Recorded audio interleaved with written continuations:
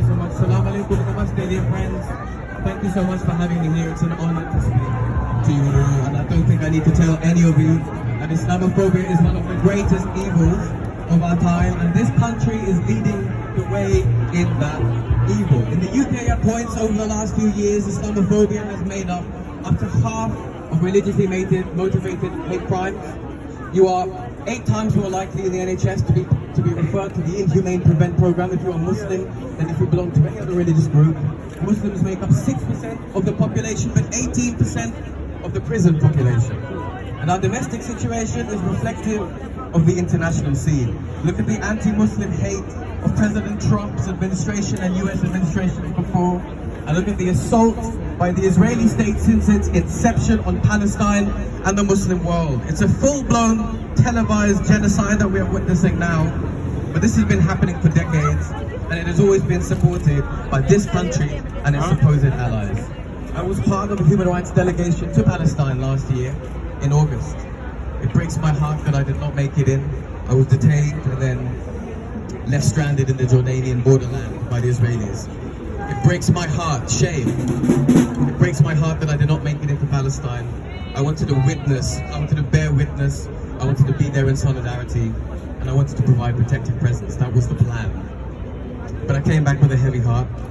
When I was held for 5 or 6 hours, the Israeli security led me from room to room, screaming and laughing at me during questioning. Please don't think for 1 second that I'm complaining at all. This experience is minuscule. It is absolutely nothing. But I'm just telling you about my experience. That's all I can do. We are here to protest against some of the greatest crimes of our time and the censorship around these by organizations like the BBC. Whenever I was taken back to the main detention section there, I was surrounded by Palestinians, also detained. I was scared and...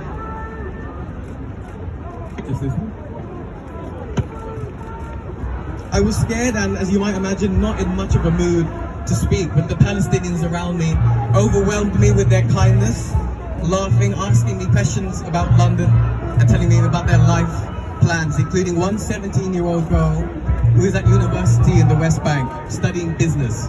And I said to her, "You're at university at the age of 17, you must be so intelligent." And she said, "Yes, I am." And she told me that when she grows up, she wants to be rich. So we have to do everything that we can to bring freedom and opportunity back to Palestinians. Now, our government wants to adopt a definition of Islamophobia, but I submit to you that the problem we're facing with Islamophobia is the government, is the media establishment that we are told to trust through all of its lies and false framing. No definition of Islamophobia is going to make the government look inward, look at itself, is it? So what do? We look inward. We look to each other. That's where we find our safety, our security, our stability with our people and community. I come from a different community. I'm a proud Hindu. But there's something very wrong in my community, something very wrong. Today, Hindus are largely whipped up into hatred. Islamophobia is rife. It is normal. It is humor. It is status in large parts of my community, Hindus. I grew up hearing this kind of hate from relatives, acquaintances, strangers. That's why I do what I do now with my organization, advocacy group, Hindutva for Human Rights UK.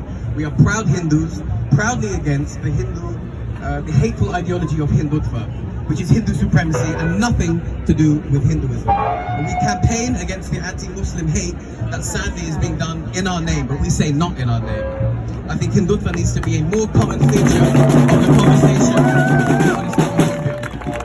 Hindutva is not Hinduism, but the ideologues have hijacked it. How can these people be real Hindus when in one sentence they talk about Hindu values and in the next sentence they say that Muslims are infiltrators that have too many children? Do you know who said that? The Prime Minister of India, Narendra Modi. He and his party, the BJP, have been trying to destroy secular India and replace it with a grotesque Hindu state. And they formed a deep alliance with Israel, when India was always traditionally on the side of Palestinians. Hindutva and Zionism are two evil twin ideologies. But these people are not opposed. Firstly, look at all of us here, but also look at us. We are Hindus that speak out against this hatred. And we are Hindus in solidarity with our Muslim sisters and brothers and with Palestine. Every day I am calling of British Hindus to unite in what we have always known to be perhaps the greatest philosophical and spiritual aspect of our heritage. The lesson that we are all one, non-duality. We are all one family, Vasudhaiv Kutumbakam, however you want to call it. Along this way, the lesson has been lost to mainstream Hindu society, but it is not lost to history and it is not lost to us. We Hindus that believe in oneness still exist, we still love all, and we are here to reassert the truth of our ancient wisdom. We are here with you. Thank you very much. Free Palestine. And let's finish with that phrase that the authorities are so scared of. From the river to the sea, Palestine will be free.